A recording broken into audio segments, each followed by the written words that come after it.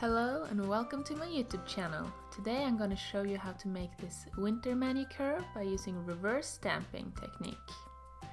I'm using the Holiday Spirit stamping plate by Uberchic, and we're going to use this image here with the snowflakes. It'll be nice to fill in with different blue colors.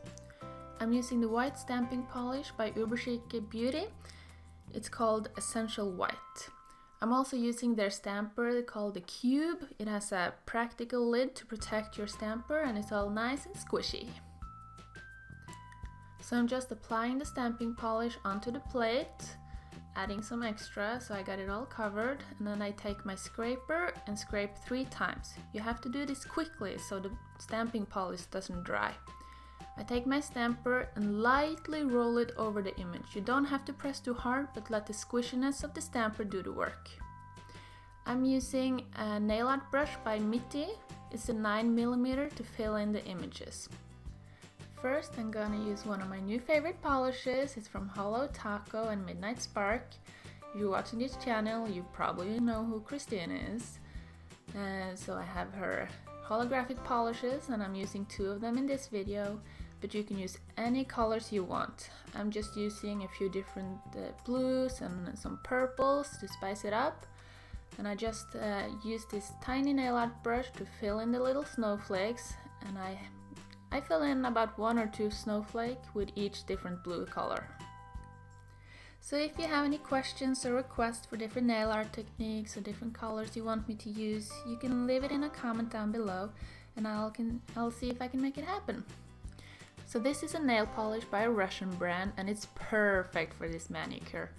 It's a light blue base with tiny little matte blue glitters. And it's just like you captured winter in a bottle, so I just had to use it in this manicure. This blue polish by OPI is a perfect example for what you should look for in a polish when you're using it in a reverse stamping. It's really opaque and covers the image really well.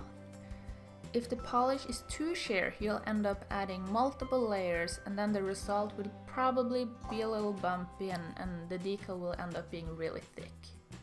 Lastly, I'm adding some blue tone purple to finish up the snowflakes. I'm adding some clear polish over the areas to be sure that all of the parts have polish. If I tried to remove the decal now, it would probably not get all the white parts with it because that would be dry stamping polish. I'm applying one of the base colors, usually one of the lightest or a clear, so the decal will have something sticky to adhere to. I gently lift the decal with a pair of tweezers. The decal has to dry for about 15 to 20 minutes depending on the thickness of the polishes. It has to be dry enough so it doesn't rip and ruin all your hard work, but still not too dry so it just cracks when you try to apply it to the nail. So now you can see that the manicure is starting to come together. I'm just carefully applying the decal to the tacky base, and it's important that you lay it all flat and try to smooth it down without getting any wrinkles or bumps. So I usually start from the middle and smooth it down. Here you can either use some kind of nail art brush, your finger or a sponge if you want to. Just try to flatten it down as carefully as possible. I usually tuck it a little in the edges so I get it nice and close to the cuticles.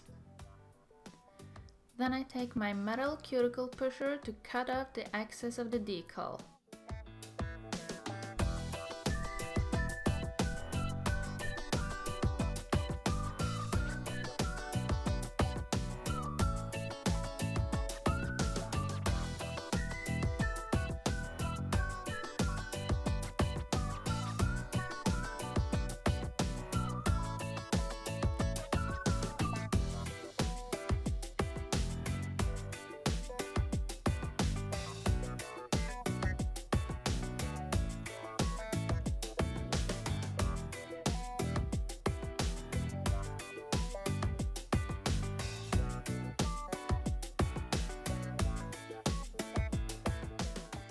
The last step is to add a nice thick layer of glossy top coat.